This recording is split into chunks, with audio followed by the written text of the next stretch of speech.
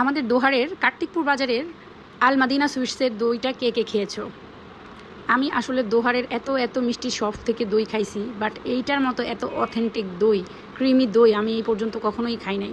আর ওদের প্যাকেটিংটা যে এত সুন্দর, একদম ফ্রেশ, দেখো কি পরিমাণে ক্রিমি। আমি যখন চামিচ দিয়ে উঠাবো এটার দেখো একদম চাকার মতো, এই যে দেখো চাকাগুলো উঠতেছে, এত মজা ছিল দইটা।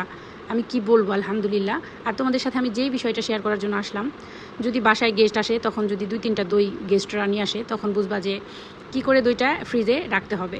তো আমি এই যে বড় একটা বক্স নিয়ে নিয়েছি, যেন পুরো দইটা এটার ভেতরে কভার হয়ে যায়। এভাবে বক্সের ভেতরে দইটা যদি তুমি রাখো, তাহলে সেই দইটা 15 দিন, 1 মাস পরেও যদি তুমি বের করো, একদমই অথেন্টিক মনে হবে। মাত্র পাতা দই, মানে বের করে 2-3 ঘন্টা রাখার পরে যখন বরফটা চলে যাবে, তখন একদমই এটা মনে হবে একদম নতুন পাতিলা ভাঙে এখান থেকে উঠায় খাইলে এরকম টেস্ট হবে।